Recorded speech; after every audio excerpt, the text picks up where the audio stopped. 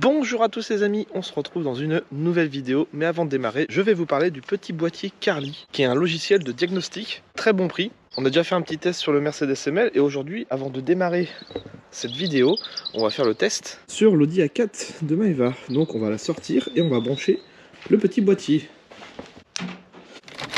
Et là, je vais vous parler de l'option codage, avec son magnifique autoradio, avec une BMW en fond. Voilà, on y verra plus clair dehors que sous le garage. On prend le petit boîtier, hop, donc ça se branche directement sur la prise diagnostic qui est sous le volant. Ah, les voitures de femmes, des papiers partout toujours. Ici, hop, c'est branché. Le voyant s'allume en rouge. Donc l'avantage c'est que c'est très petit, c'est facile à transporter et ça dépanne bien. Quand on a un petit souci sur sa voiture et qu'on ne sait pas le code erreur, on met le contact, on lance l'application Carly qui est compatible iOS et Android. On active bien sûr son Bluetooth. On clique sur se connecter, voilà, il a détecté la voiture en quelques secondes. Alors, on peut faire diagnostic, on peut enlever un voyant ou autre. Quand vous achetez des voitures d'occasion, l'avantage c'est qu'on peut aussi détecter, voir si le kilométrage du compteur est trafiqué. Autre fonction, la remise à zéro d'une vidange, coder la batterie. J'ai synchronisé mon nouveau véhicule, donc comme on peut le voir, mon Audi A4, mon Audi R8, mon Mercedes. La prochaine fois, on fera un test sur le petit Vito Mercedes. Donc l'Audi A4 B7.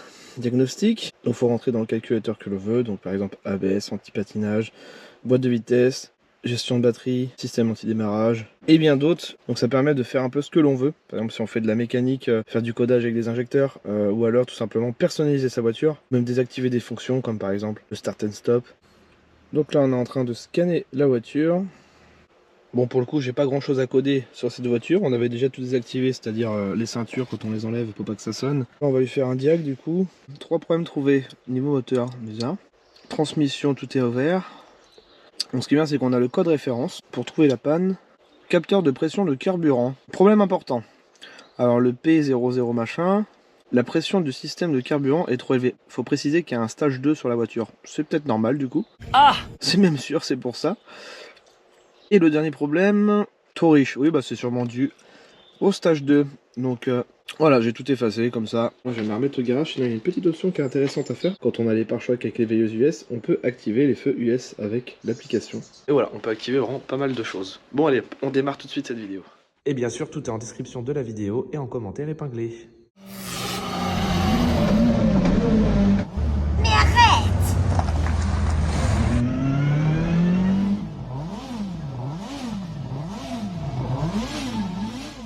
Bonjour à tous les amis, on se retrouve dans une nouvelle vidéo où je vais vous présenter mon Mercedes ML 100% fini. En fait, pas vraiment parce qu'il manque toujours ces grosses roues. J'avais dit que je mettrais des grosses roues de 4x4, mais c'est pas moi qui vais le finir, ça sera un abonné. Pourquoi? Parce que comme vous l'avez vu sur le titre, je l'ai vendu. Pour la petite anecdote, je l'ai vendu à un abonné qui m'avait déjà acheté une voiture, la 106 Pickup. Pour ceux qui se rappellent, je vous remettrai une petite vidéo juste en haut. Donc du coup, voilà, j'ai fait une story sur Snap où je disais...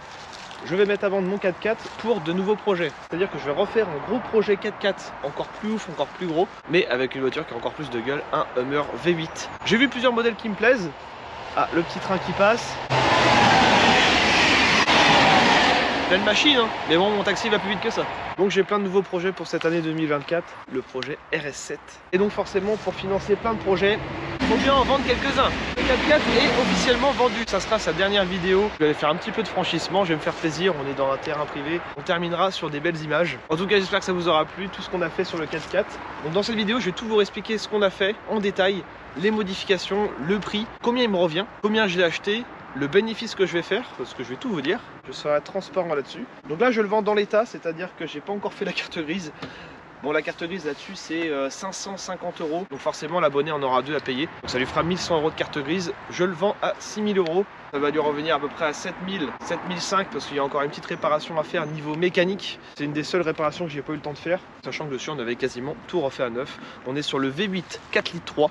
Reprogrammation éthanol fait par un professionnel. Combien je l'avais acheté? C'était 1700 € pour ceux qui se rappellent. C'était dans la première vidéo de présentation. Donc autant vous dire que je ne l'ai pas payé très cher. Avec toutes les modifs que j'ai fait dessus, on va dire qu'il me revient à 4000. Donc je vais tirer un plus-value de 2000 € de bénéfice à peu près en l'espace de 2 mois et demi. C'est comme ça qu'on peut aussi gagner un petit peu d'argent en retapant, en faisant tout soi-même. Donc esthétiquement, une des premières choses que j'avais faites, c'était on l'a poncé et on l'a repeint.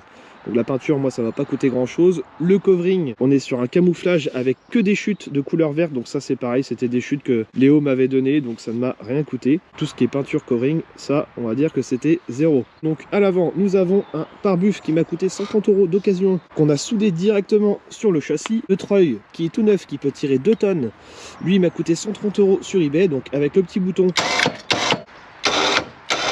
en électrique. Donc ça, c'est assez sympa, franchement. Et j'ai aussi la petite télécommande. Donc on a un petit bouton sur le côté, je l'ai acheté sur eBay. On rembobine.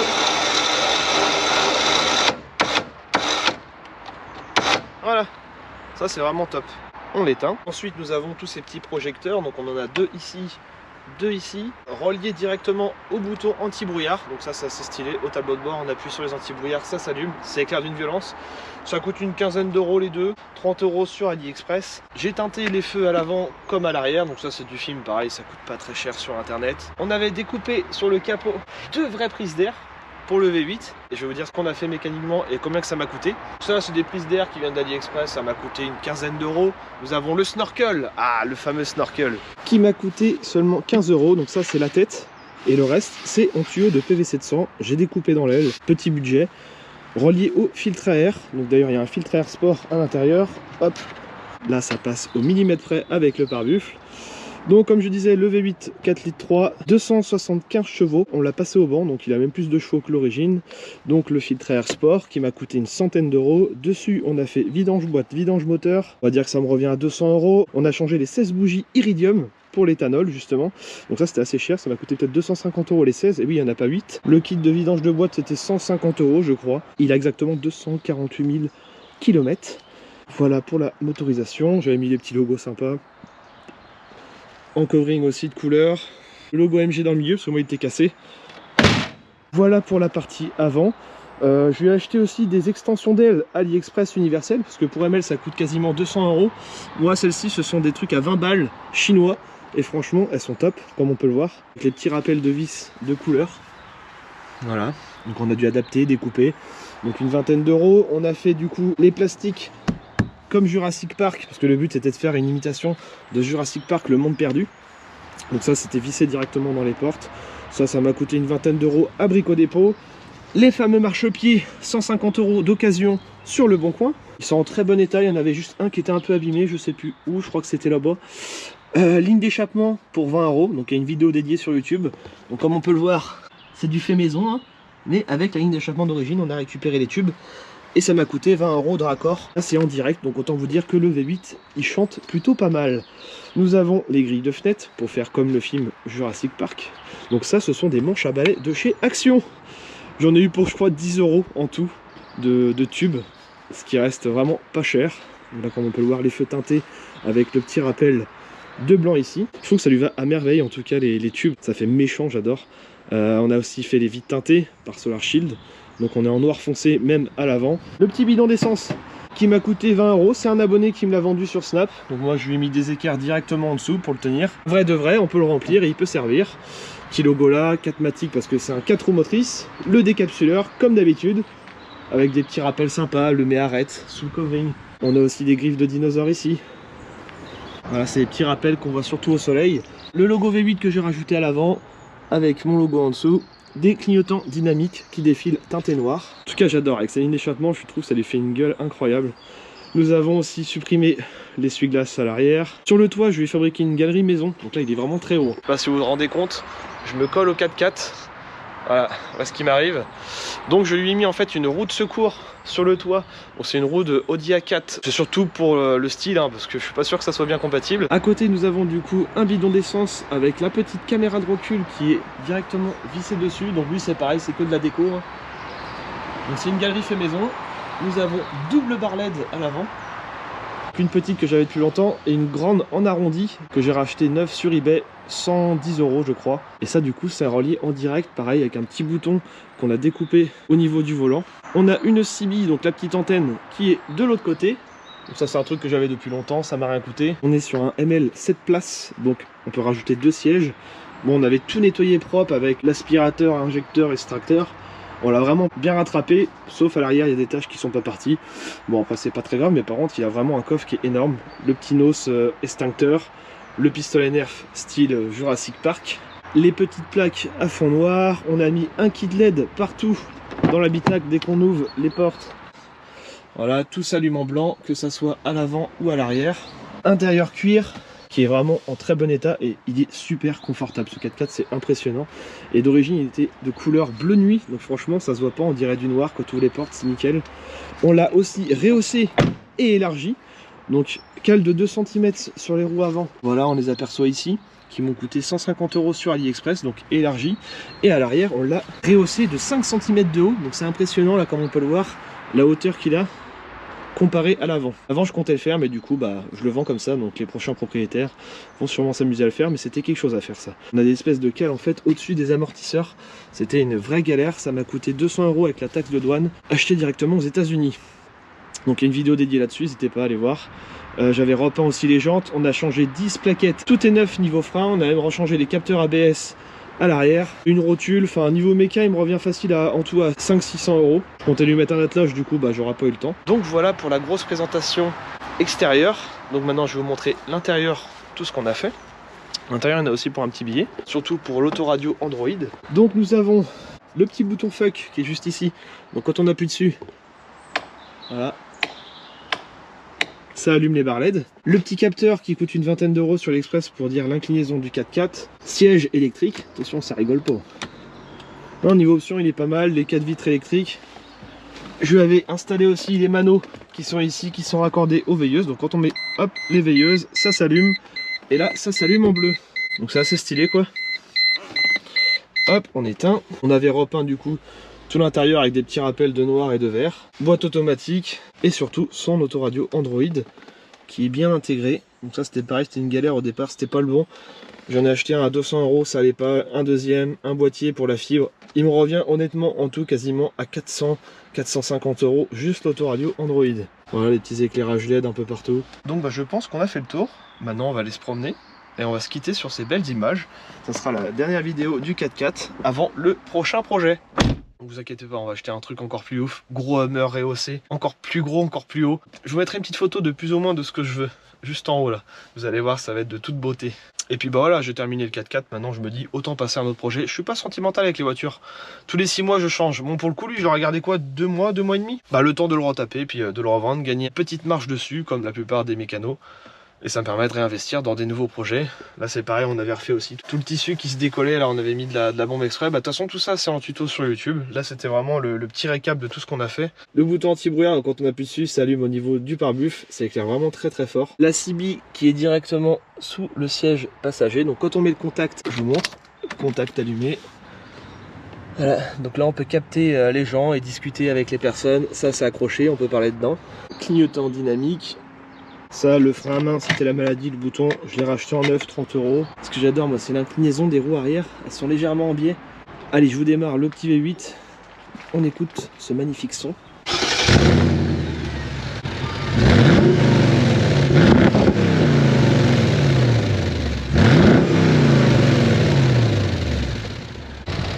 voilà, là, il est 100% éthanol.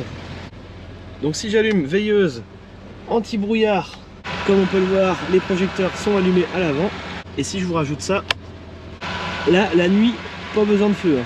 On se croirait en plein jour. Franchement, c'est une super voiture. Bon, mon Q7, je le regrette quand même. C'était pour moi un des meilleurs. Mais Mercedes, ils ont fait des très bons modèles. Donc lui, c'est une année 2000. Je pense qu'ils étaient quand même plus costauds dans ces années-là. Hop, on va aller faire un peu de 4x4. Même là, pour monter, limite, il faudra un petit escabeau. On se sent tellement haut et en sécurité là-dedans. C'est impressionnant. L'autoradio Android qui est de toute beauté. Regardez-moi ce menu Bluetooth. Donc je peux mettre de la musique avec mon téléphone. iPhone demain, Eva. D'accord, t'as qu'à prendre mon 4x4. Radio, etc. Et tout est tactile, bien sûr. Application, donc c'est tout simplement une tablette, hein, Android. On peut mettre YouTube, donc mettre des clips en roulant. Ça, c'est assez stylé. Totalement illégal, bien sûr. Mais... Et il a aussi l'option, du coup, pour faire du franchissement, boîte courte. Ça, c'est cool. Donc c'est un vrai 4x4, là, pour le coup. 4 roues motrices avec un gros V8.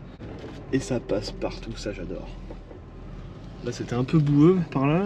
Donc il y a toujours le petit voyant SRS, donc ça c'est un problème de siège passager, je crois il y a un capteur en dessous.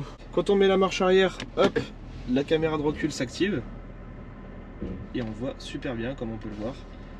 Et donc elle est tellement haute, c'est mortel.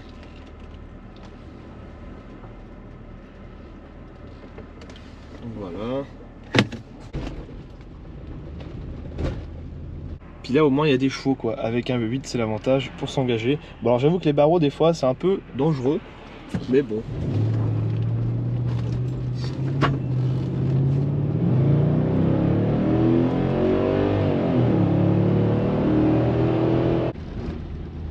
Donc là moi j'adore. T'es dans les petits chemins comme ça là, tu prends tout à pleine balle. Et encore il lui manque ces grosses roues là, ça serait trop excellent. Ah il va être beau le 4x4 après là. Ah là là. Tu vois la personne là-bas là? Ah j'ai tellement envie de passer à côté et de l'arroser à pleine balle. Ah! Bon, est-ce qu'on se tente ou pas d'y aller là? Ah bah il est propre le truc. Là le chemin, je sais pas. J'ai trop envie d'y aller quand même.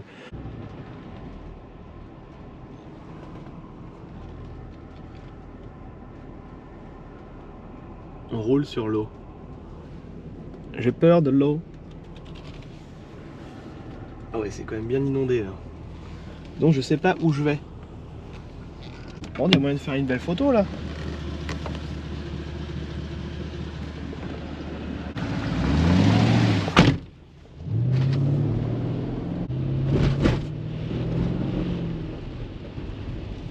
Et warning, il patine, il patine.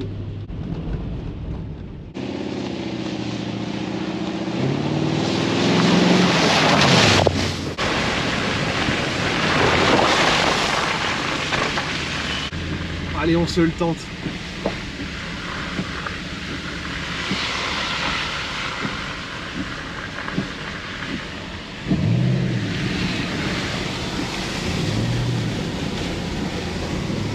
Oh, je suis nerveux là. Voilà, là c'est très profond par contre là. Ah, j'ai l'eau qui rentre dans les portes.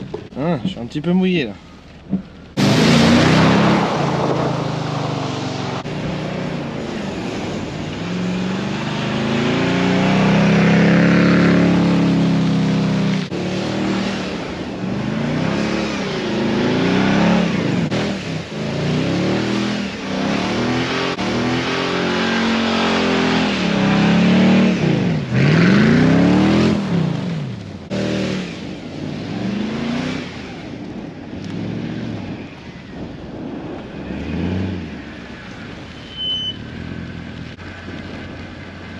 On va semer un petit peu de gazon à cet endroit là.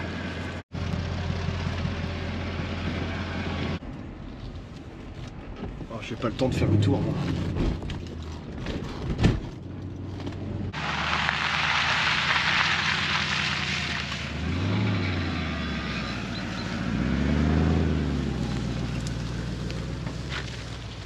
Comment ça des barrières on n'a pas le droit de passer par là? C'est pas grave, moi je veux y aller quand même de l'autre côté. J'ai pas envie de me garer là moi. Moi je vais me garer par là.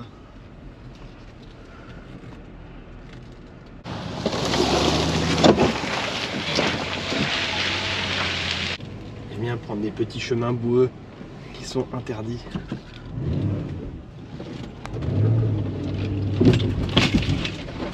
On va mourir trop.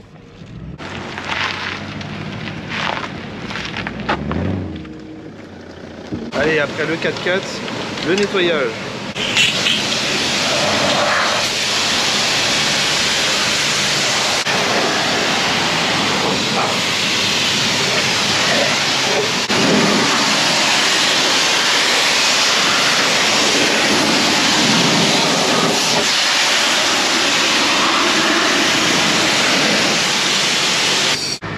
Et voilà les amis, on arrive à la fin de cette vidéo. Et non, ce ne sont pas des vaisseaux spatials derrière moi, ce sont les deux Jurassic Park. Nous avons le Vito avec sa barlette et le ML juste à côté. On se quitte sur ces belles images. J'espère que cette petite vidéo vous aura plu les amis. Regardez-moi la puissance d'éclairage. Là on est dans le noir total comme vous pouvez le voir. C'est impressionnant. Mon crépi il est tout éclairé. Ça éclaire même jusqu'au fond de mon terrain. C'est d'une violence. De toute façon les deux barres LED, là on en a qu'une seule qui est toute petite. Même eux ils font le taf, hein, les petits anti-brouillards. Et sur le Vito j'en avais aussi installé directement dans la calandre. Allez, je vous dis à très bientôt les amis pour une prochaine vidéo Jurassique. Avec des grands coups de meuleuse.